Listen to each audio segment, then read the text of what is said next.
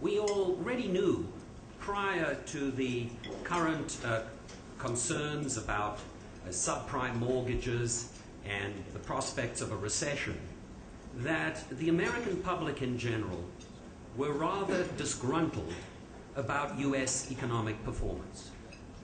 To be sure, the data told us productivity growth was robust, but the question was, where was this output and income going? And in fact, if you look at this picture, one striking feature of the current U.S. economy, although it is about to change probably, is that corporate profits were at an all-time high as a share of income. Secondly, if you look at the share of wage income that is going to the top 1% of Americans, what you see is that between 1980 and 2006, basically, the share has doubled from 6 to 12%. Now, by contrast, if you ask what has been happening to real average hourly earnings of Americans, basically the take-home pay of workers who are paid by the hour, the story is rather startling. Basically, over a quarter of a century, these wages have barely risen. They're up on the order of 5% over 20. You can get even a bleaker picture. Now, by contrast, if you ask what's been happening to output per worker, average hourly productivity growth in the United States, here I show you a picture which is a logarithmic measure. And in fact, I'm going to use logarithms throughout, and you can just think of these roughly as percentage changes.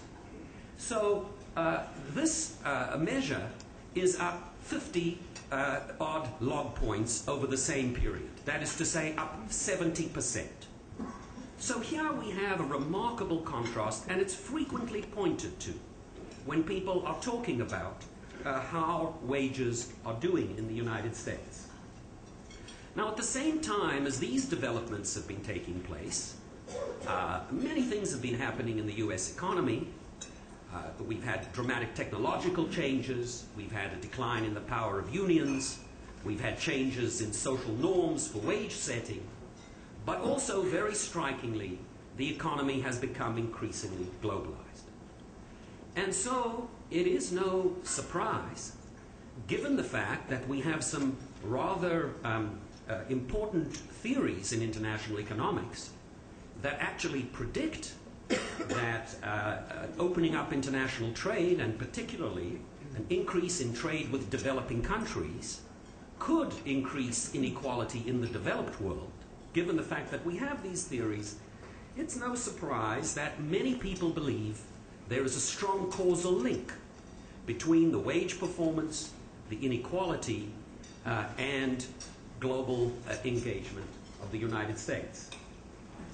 One of those people is my friend, and in fact a co-author with me on this very topic, Paul Krugman, who in a recent column actually argues that it is no longer safe to assert that trade's impact on the income distribution in wealthy countries is fairly minor. There is a case that it's big and that it's getting bigger. So that's Paul's current view on this question. And in fact, there's a resonance to these views out there in the public. And if you look at polls, Fred cited one just a moment ago, if you look at those polls, they tell you that Americans are increasingly skeptical about globalization. And what's striking is it's not just working class Americans, but it's also college educated Americans whose views are changing. So the question that I'd like to explore with you is trade really the culprit? To what degree is trade contributing to these phenomena, and to what degree ought we to look in other places?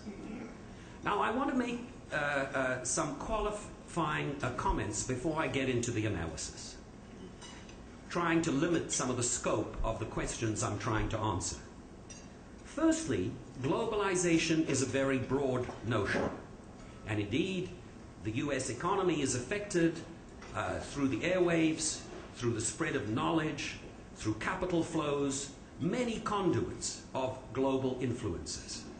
What I'm trying to do, though, here is to adopt a narrower focus and to try to ask more narrowly, what could we attribute to trade? So I'm not really talking about the full array of elements in globalization. I'm going to talk about trade because I think people are drawing implications for trade policy and trade agreements. Secondly, I'll also note that inequality itself has many, many dimensions. Lots of different data sources are used. You can look at it at the household level.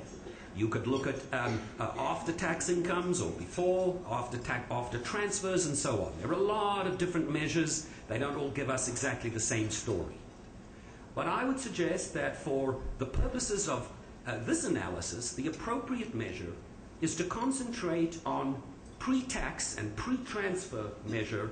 Let's use hourly compensation for labor and other kinds of measures that are pre-tax. So we're not looking at the effects of the tax system on income inequality.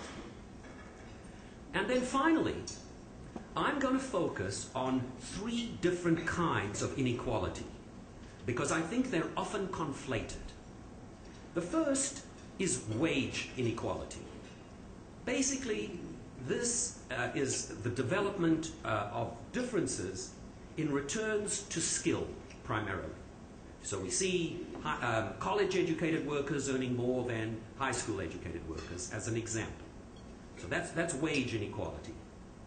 A second type of inequality, for want of a better word, I will call super-rich inequality.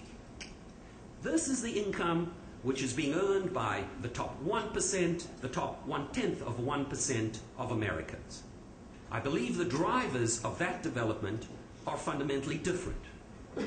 Thirdly, I'll also refer to class inequality. And that's the traditional inequality along the lines of the division between profits and labor income.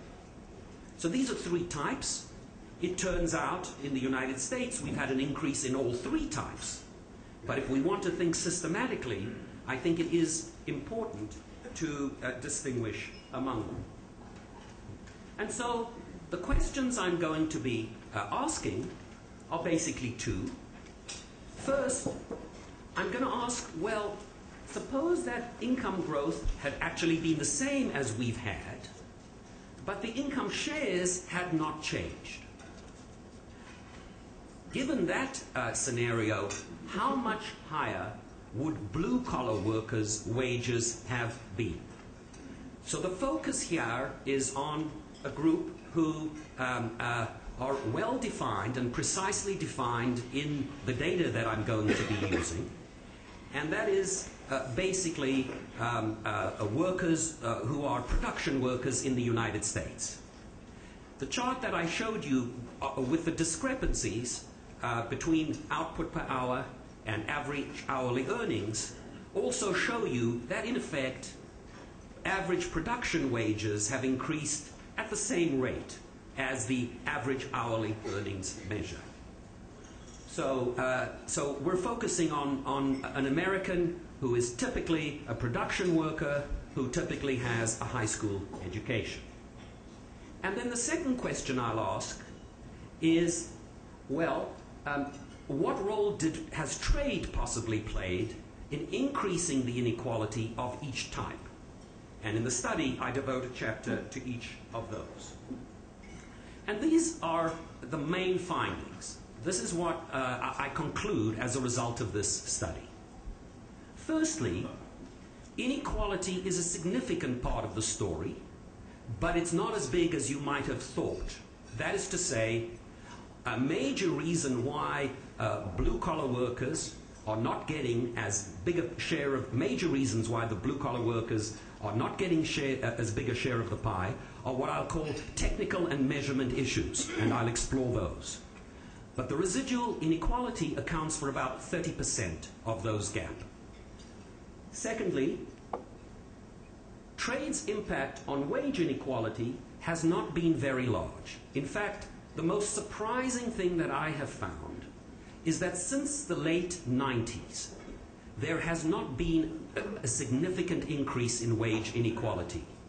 There has been some by some measures, but the overwhelming measures, the indexes, show very little increase in wage inequality, and that's a surprise. Thirdly, trade, I believe, is not also the primary reason for the low shares of labor compensation in income. I think it is heavily influenced by the business cycle, and that we're at a particular phase of the business cycle in which the labor share is normally low. Trade is not a disproportionate source of the gains of the super rich either. I will not detail in this presentation, but there is a chapter in the book on dislocation. Trade has been a source of dislocation in the US economy, obviously, but again, it is only one of the sources of dislocation. So those are the major points that I hope to convince you of. Now, I'd like to start off by trying to decompose that gap which I showed you between productivity and the wages of blue-collar workers. One problem is that when people contrast these two series, they're actually comparing apples and oranges. Now, economic theory does tell us that in a perfectly working labor market, workers will be paid their marginal product. And so we would actually expect to see wages rising in tandem to marginal product. But firstly, the wage that should rise in tandem with marginal product is the full compensation which the worker receives. Not only their take-home pay, but also their benefits. And in a world in which healthcare costs are rising, there is a very important discrepancy between these two in the way they have behaved. And in fact, particularly recently, a major source of the flat wage growth is the downward compression on wages that is occurring as a result of significant increases in healthcare costs. By the way, many of the income data that you will hear referred to, and when we talk about median household income data, and we talk about inequality, and indeed a lot of the literature which the labor economists have produced on wage inequality, all ignores these benefits. So I think it's a significant problem. In order to take account of compensation, I rely on something called the Employment Cost Index, which is a measure developed by the Labor Department that has a couple of virtues for my purposes.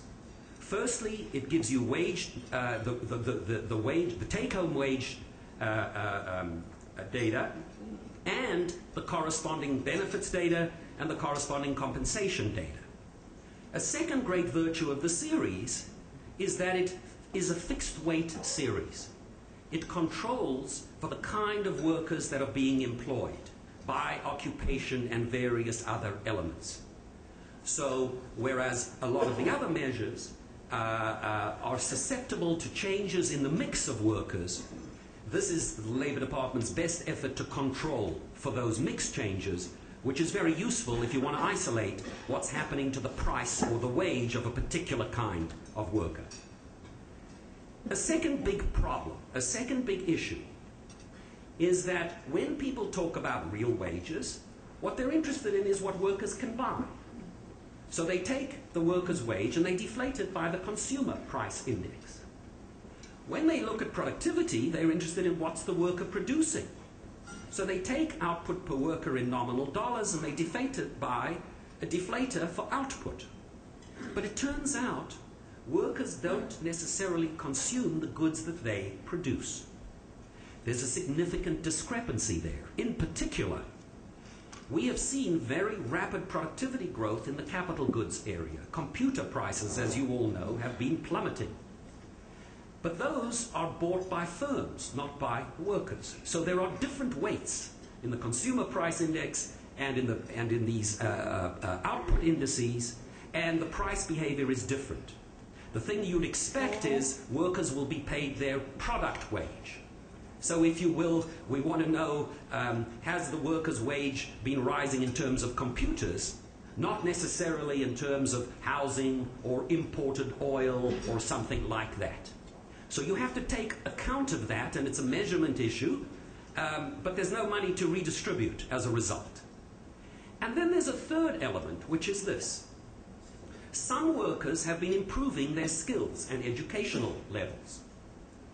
And in a sense, if you had 10 workers and they all had a high school education, and they were productive to a certain degree, and one of them went out and got a college degree, what you'd see is that 10th worker's wages would rise. The other 9 workers wouldn't see an increase in their wages, but on average, output per worker would rise.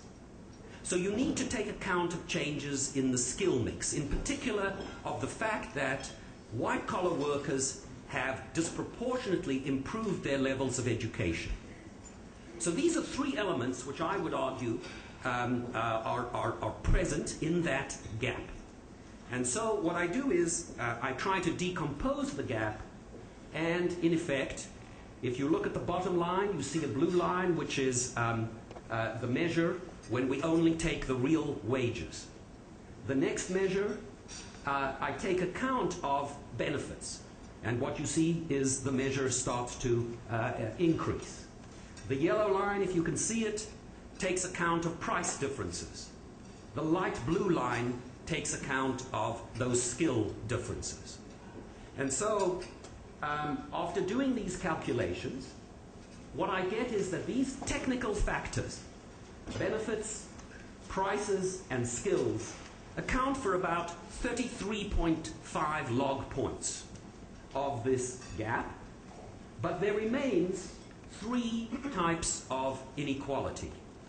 If there had been no rise in all 3, the typical pay of a blue-collar worker over this 25 years, by my calculation, would have been about 15% higher. That divides 6.8 into wage inequality, about 3.4 in super-rich inequality, and 4.6 in class inequality. So I'll be happy to take questions on the methods for decomposition, but this is the way in which I conclude you can explain this gap. So it is certainly true that the share of the pie which blue-collar workers are getting has been shrinking, partly because other workers are getting more of it, partly because the super-rich are getting a lot more of it, and then profits are rising as a share of incomes.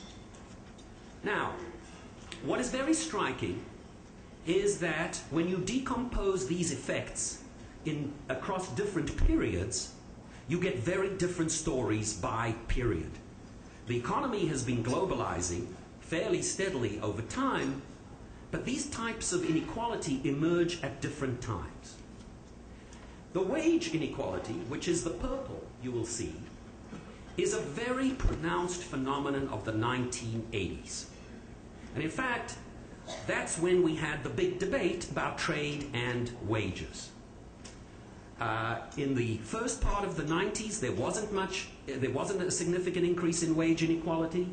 There was some in the second half, but since around 2000, basically there is very little increase in wage inequality. Secondly, when it comes to the super-rich inequality, there what you see is, in fact, a very pronounced variation across the 90s. Negative effects in the first part, with the super-rich ostensibly falling behind, and then dramatically catching up in the second half. Why?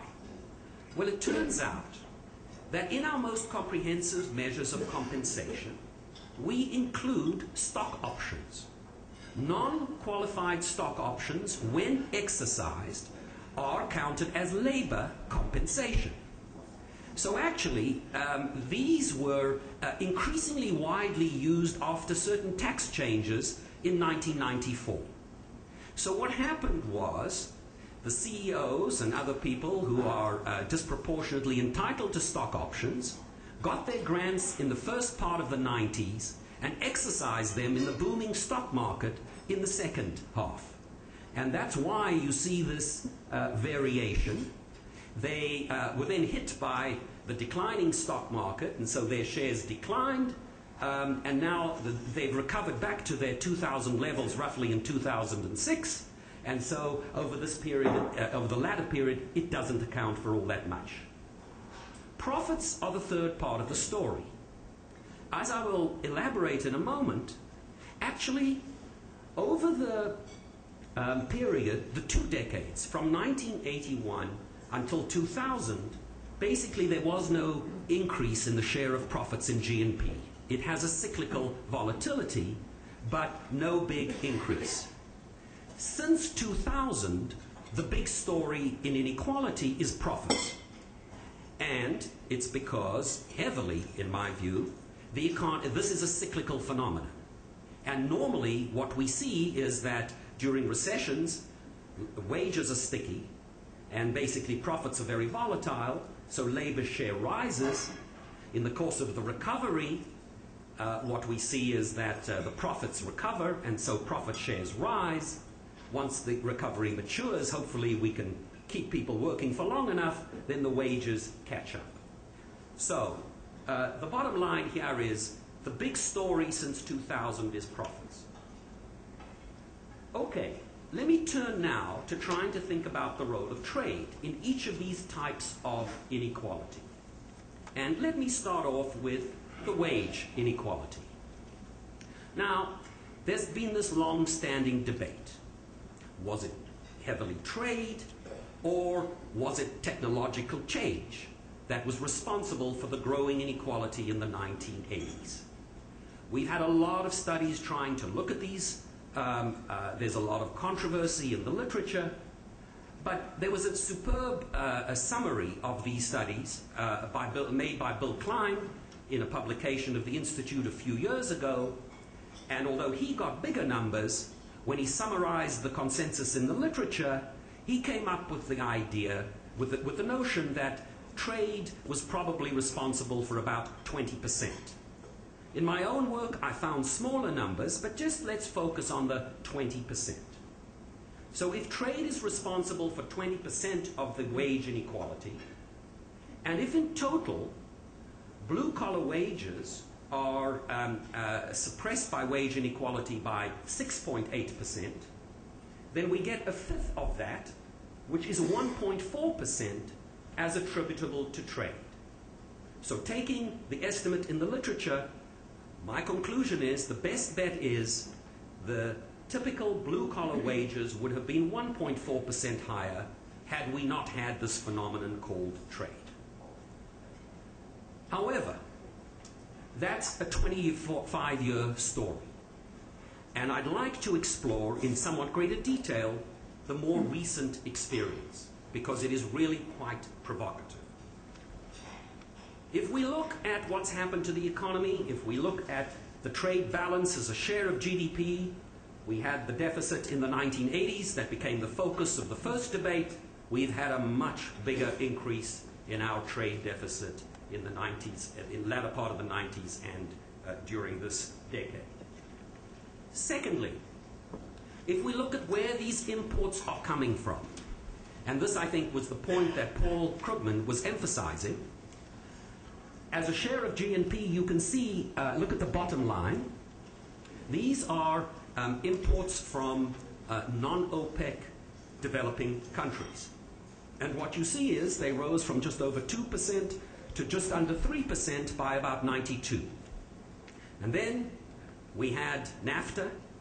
We had an explosion in our imports, an increase in our imports from Mexico. We also have China coming on board. And what we see is China and other developing countries sustaining rapid increases in their sales to the United States. And so by 2006, the share of our imports coming from non-oil developing countries has actually overtaken the share from industrial countries. So if we look at that story, looking at these volumes, we'd say we're importing a lot more goods from developing countries, and some theories tell us that should be associated with a growing inequality. Well, if you don't believe the quantity evidence, let's now look at some price evidence, because in fact the theories actually focus on what's happening to the prices of goods that are either intensive in skilled or unskilled labor. Well, what I show you here is the import prices of manufactured goods from developing countries relative to the import prices from developed countries. And you can see how this series plummets. It's 25 log points, 25% over the decade from 90, over the 15 years from, or 16 years from 90 to 2006. So the price, this is, I guess, known in the vernacular as the China price. And you can see it very, very vividly in the data. Volumes are rising in our imports, prices are falling.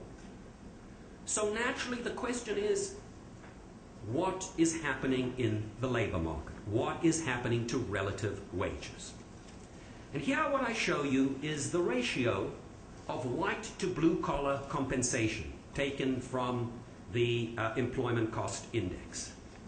And what you can see is there is a very pronounced increase in the relative wages of white-collar workers in the 1980s. But as of 91, that is 1% below the zero line. So we then see some increases in inequality taking us through around 2000. But thereafter, as of 2006, the ratio is at the same level as in 2000. So, and by the way, if you look at data from the 80s, it doesn't matter what data you use. They all give you the same story. You see these inequalities emerge no matter how you classify people by skill, whether it's occupation, whether it's education, whether it's even within cell inequality, so-called. You get it everywhere. You don't find it in these indices. And you can actually, in the book, I actually report some of the details on the employment cost index and other variables that you can examine. Here's what's happened to union compensation relative to non-union compensation. What you can see is unions held up better during the recession of 1982, but thereafter, with the expansion, relative union wages declined considerably until around 1989. This series is volatile, but nonetheless, what we saw from 2001 to 2004 and 5 is that union compensation actually increased more rapidly than non-union compensation. In part, this is because unions have better benefits. And as healthcare costs rise, union compensation rises, and they're more protected.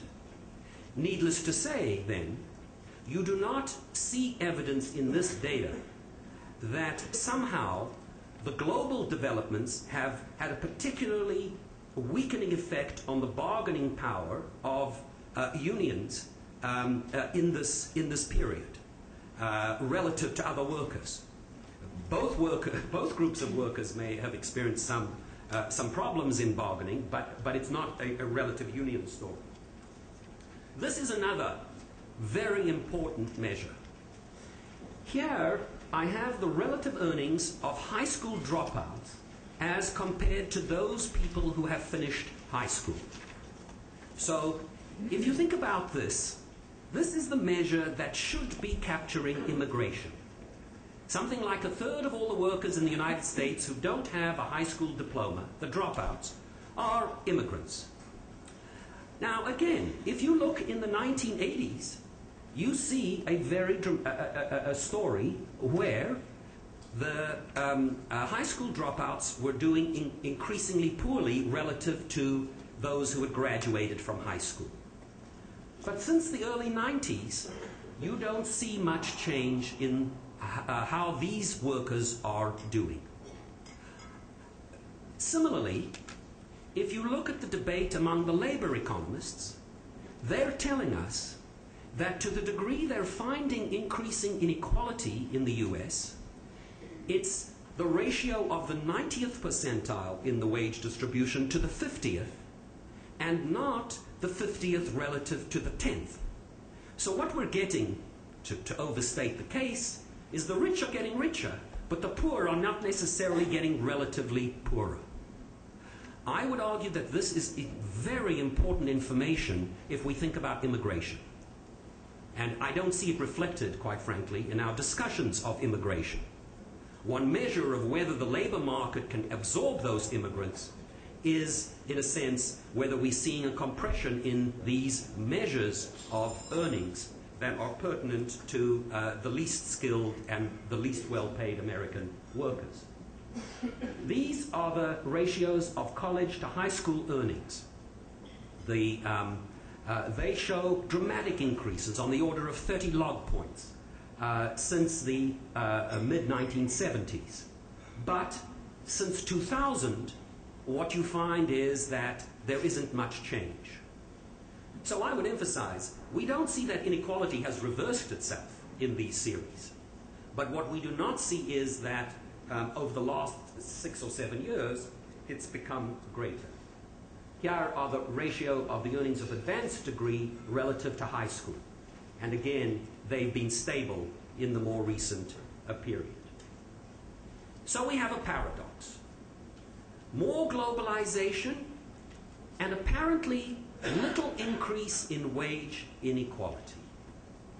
How could we account for that? Well, economic theory is ingenious. It can explain just about anything if you push it hard enough. And it turns out that there are actually there are probably four explanations. One is actually trade is having a negative effect, but there are offsetting changes which are somehow moving in the opposite direction. That's perfectly tenable. But then we still conclude it's not dominant. The effect isn't big enough really to influence the outcome in a overwhelming way. Second, though, more seriously, and I believe part of the story is a story of complete specialization. The trade theory tells us that there will be downward pressure on unskilled workers' wages as long as the products which use unskilled workers relatively intensively are still being produced in the United States. But once we no longer produce them, once we specialize fully, as their prices fall, we thank the foreigners for giving us cheap products. They improve all of our living standards, and we're not competing head-to-head with those products, and so there is no downward pressure on the wages. So, to the degree that specialization advances, paradoxically, as globalization advances, the effect on wage inequality is smaller. A second phenomenon is that the foreigners upgrade, so that instead of us buying labor-intensive products, what we are actually buying are quite sophisticated products. Now, I guess Nick Lardy has illuminated this question when he has reminded us that if we look at the goods we buy from China, they have a significant share of components that are not made in China, that come from other parts of Asia. In fact, in the electronics area, I guess it's sort of 20 to 30% of the value is being added in China. So we are seeing specialization by China in labor-intensive activities, but it is not one-for-one associated with particular products. And so those products turn out to be quite sophisticated and not particularly intensive in unskilled labor. And then there's the third possibility, also I believe part of the story, and that is the internal adjustments that have taken place in the United States. So let's take the steel industry as an example. In the 1980s, our steel industry got hit by huge shocks externally. And so the people who were dislocated at that time were disproportionately low, uneducated people, let's say high school graduates. They were very skilled people, but their skills were very specific to steel making. But then what we had was investment in the steel industry, in a sense. We automated the steel industry, and we upgraded the people who were working in the steel industry. So now when we get a shock, it's a shock of imports that is going to cause additional dislocation, but it will not be dislocation that is disproportionately falling on unskilled workers. And it turns out that when you try to do the study, I think we get hints of each of these three types of changes, but it's very hard to decompose. If you do your study at an aggregate level, let's say at a 20 industry level, or even using an input-output table, we did it with 86 different industries, what we get there is that if we take a certain import category by industry, and we ask what kind of workers would be required in the United States to produce that import category, we do not find that these products are low wage or use relatively less skilled workers. So the conclusion there is that to the degree that these products compete head to head, there will be displacement of American workers, but not disproportionately unskilled American workers. However, when you go to more disaggregated levels, you get hints, and indeed you get the work of Peter Schatz suggests, and Brad Jensen over here, that there's also a lot of this complete specialization, where the products look like they are fundamentally different kinds of products. So I think the way I would conclude this part of it is that there are lots of reasons to believe that globalization can proceed, and that at the margin its effects on inequality can diminish over time as the economy adjusts. Okay, so you told me that there wasn't inequality, but of course there's an alternative scenario, which actually to us college-educated workers is even more frightening, which is that it's putting downward pressure on all of our wages. Now, it used to be just the unskilled workers, and now it is all of our wages. Now, it seems to me that, so this takes us to the second focus, which is on class inequality, basically the share of profits relative to labor income. Now, you can see this aggregate measure, and the first point that I would make is that there doesn't appear in this chart to be a downward trend in the share as a long-run phenomenon. You see cyclical fluctuations, but if anything, in the period of globalization, labor share has actually increased, because you can see the whole period after 67 is around 66%. By the way, to those of you who studied economic theory, it's wonderfully Cobb-Douglas, 1/3 to capital and 2/3 to labor, and that actually turns out to be what happens in the United States. It is certainly true that as of 2006, labor share is low, but as I indicated earlier, it's about the same as it was in 1997.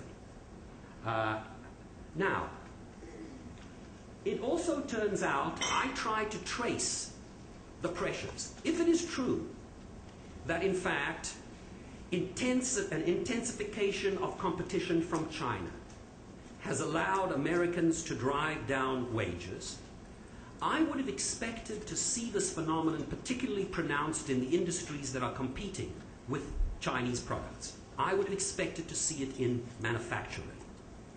But in fact, you don't see that.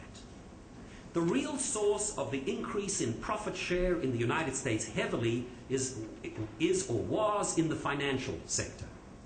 Basically, the financial corporations in the US had 29% of the profits in 2000, and they accounted for almost half of the growth after that. So this is fundamentally a financial phenomenon as opposed to kind of a pressure that you see in manufacturing. And indeed, until recently, manufacturing wages, manufacturing compensation has actually grown relatively strongly as compared with compensation elsewhere. So it is very hard to trace out the competition story systematically by sector. Here what I show you is that while the aggregate share of labor was as low as it was in '97, if you look in non-financial companies, just that last observation, you can see there the share is somewhat higher than it was in 1997. So this is a phenomenon of financial corporations.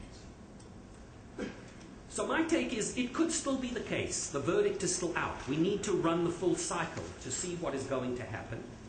But nonetheless, I think a lot of what we're seeing is a cyclical phenomenon when it comes to class inequality. Let me turn very, very briefly to the super rich, although they make fascinating, they're a fascinating study. It turns out that one focus of this debate has been on the salaries of CEOs.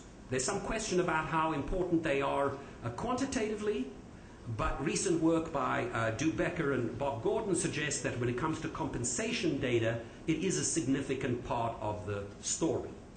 The AFL-CIO tells us that in 1980, the typical CEO earned about 50 times the average worker, and that number got to 500 around 2000. So there's been an extraordinary explosion in those earnings. And given they've taken the form of stock options, it shouldn't be a surprise that in fact they've kind of mirrored what's been happening to the stock market, where you've also seen a similar huge increase in asset values. The literature actually breaks down along two lines in trying to explain the CEO's prosperity.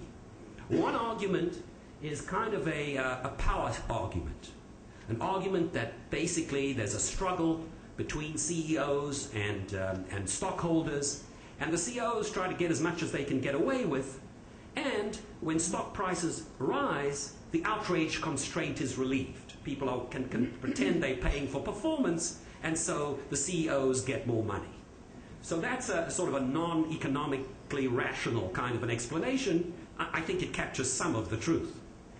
A second explanation, though, is more grounded in the work, actually, of Sherwin Rosen, who wrote this famous paper called The Economics of Superstars, and indeed in the work of Alfred Marshall, who I quote in the study.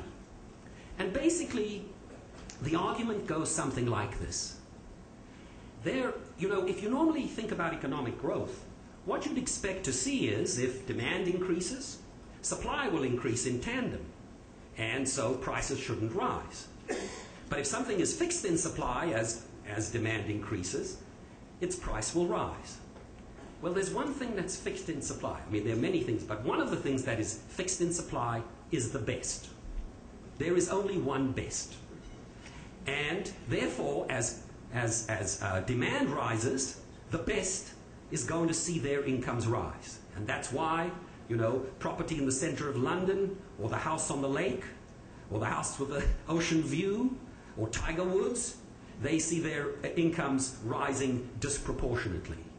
Using that theory, we can explain that there's a competition that's taking place for CEOs. And in a sense, the more valuable the asset over which the CEO is going to make decisions, the more you're willing to pay for the best. Particularly since the second best is a poor substitute for the best. Even though, quite frankly, you can't really tell the difference. If you have reason to believe that the best is better than the second best, you want to pay. Because you don't want people turning around to you afterwards and saying, "You idiot, why didn't you hire the best?"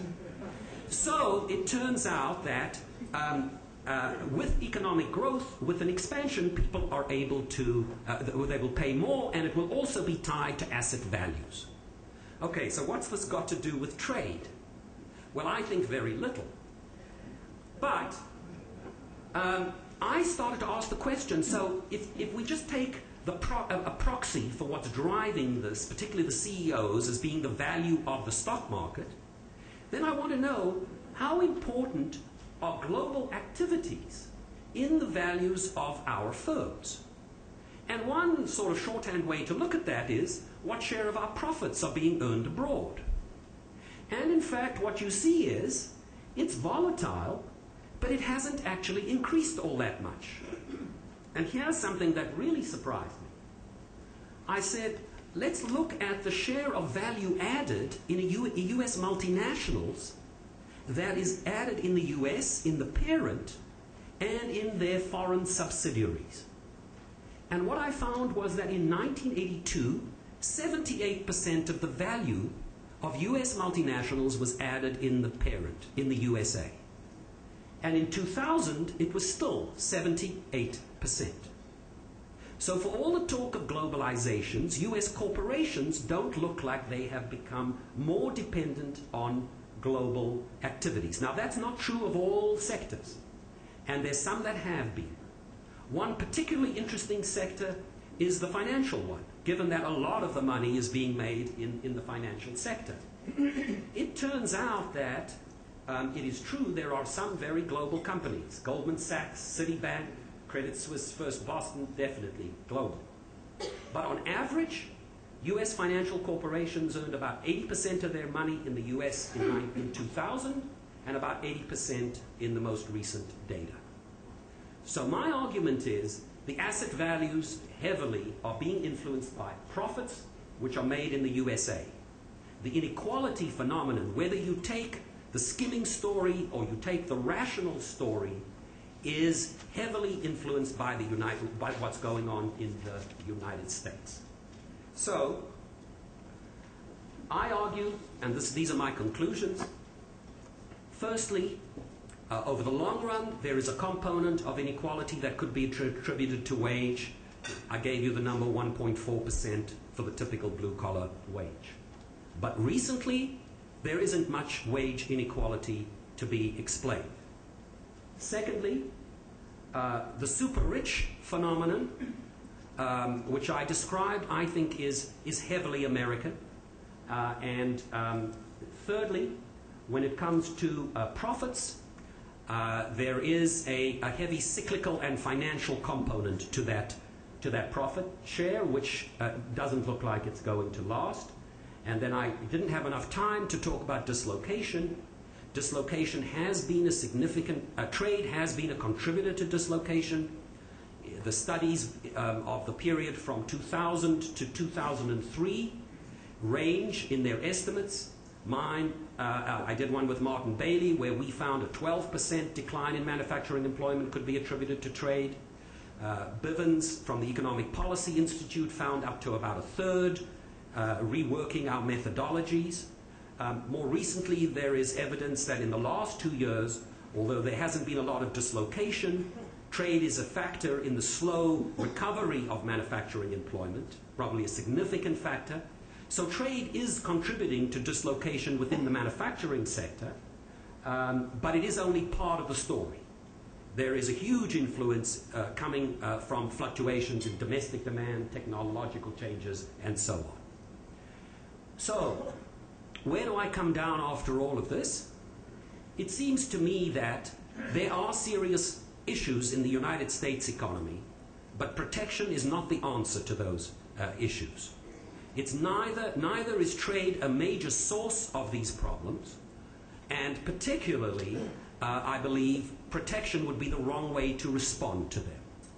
Instead, I would just highlight three areas of policy. One relates to healthcare costs. It seems to me it is very clear that a lot of the perceptions and a lot of the dissatisfaction of American workers is due to the fact that their wages, their take-home pay, is being compressed by high healthcare costs. And maybe some of them are going to live longer as a result of that improved healthcare, but they don't feel it today. And if they're well, they certainly don't feel any better off. So that's a key area. Secondly, income distribution. there has been growing inequality, and I think the right instrument to deal with income inequality is a more progressive tax system. Actually, it turns out, if you look at those theories of the earnings of the super rich, basically, these earnings are being driven by rents. Being number one, it's true, maybe Tiger wouldn't practice as hard, but I rather suspect he'd just want to play as many golf tournaments if he only earned half of what he was paid.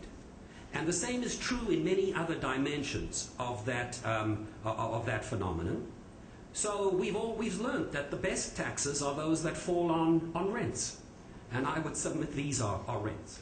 I also believe we should make our income tax more progressive at the bottom by dealing with Social Security and other kinds of taxes.